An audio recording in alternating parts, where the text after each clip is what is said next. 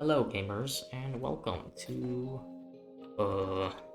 snapshot 25W31A.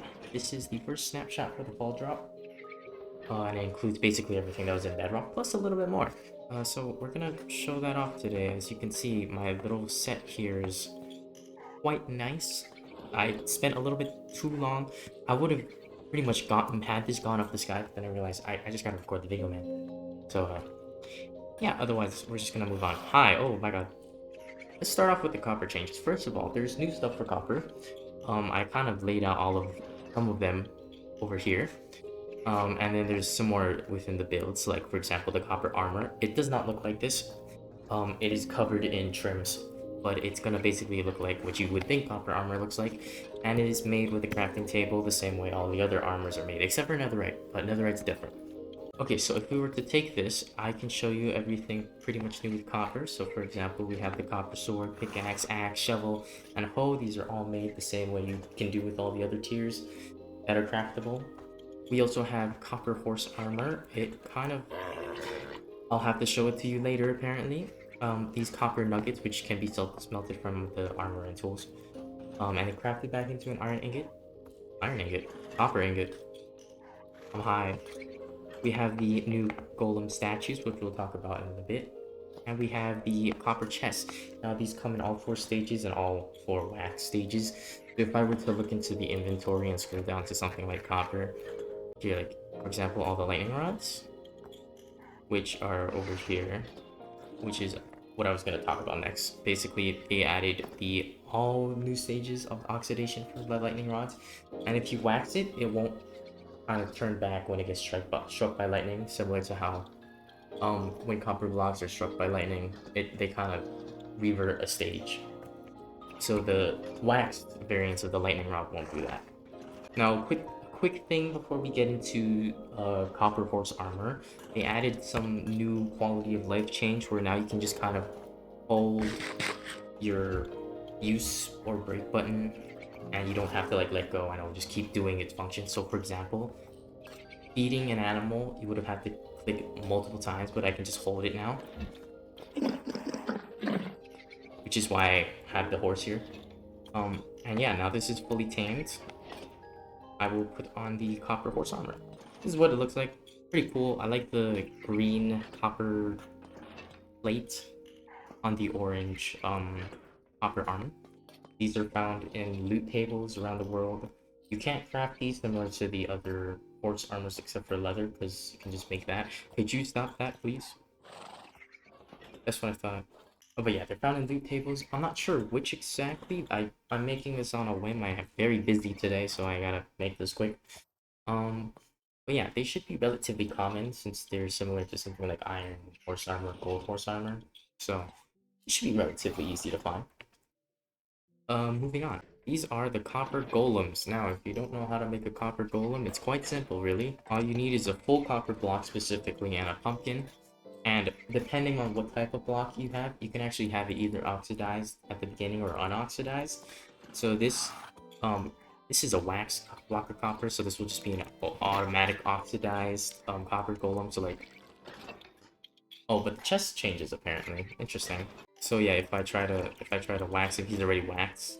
But if I try to take it off, I can take it off. And over time, he will oxidize to this stage. And after this stage, at some point, he's going to turn into a statue over here. It won't be orange, it'll be green. Like that. Which, although you can, indeed, unoxidize these and wax off. So you can keep them in whatever stage you want them without oxidizing. So like, say I want it in the exposed stage, I forgot to mention, you gotta shift for that. And if we are at the last stage, if we do it again, it's going to bring them back to life. And you get another little copper golem guy.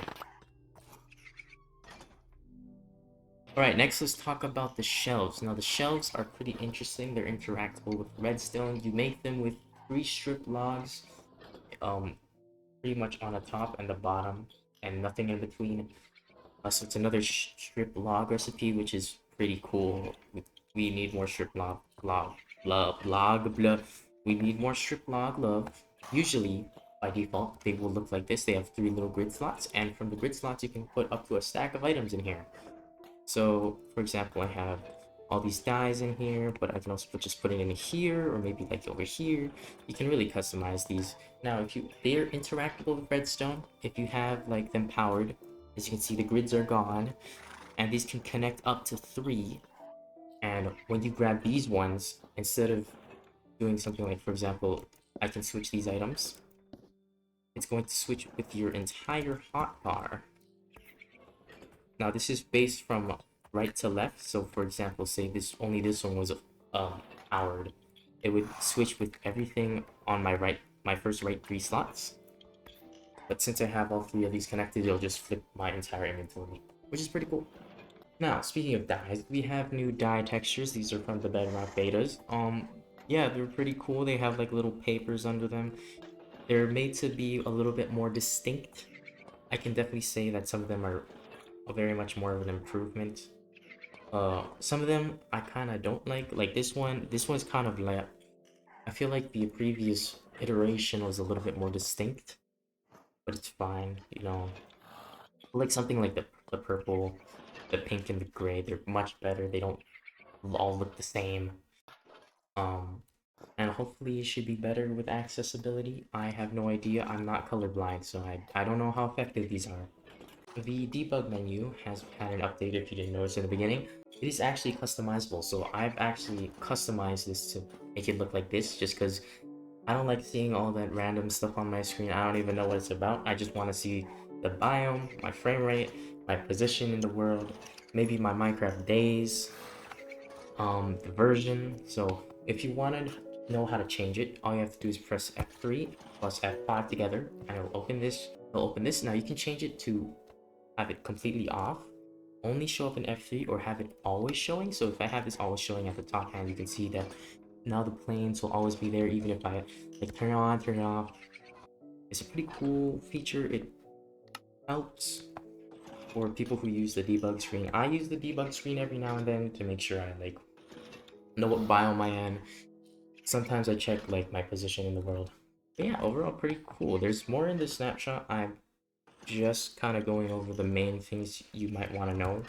If you want to know more, like in depth, watch someone else's video. I'm just a very swift cover of all the main things in the update. But yeah, that's pretty much it. If you like the video, leave a like or subscribe. I will keep doing these snapshot videos until the update comes out. So I hope to see you maybe next Tuesday. And yeah, all right, bye.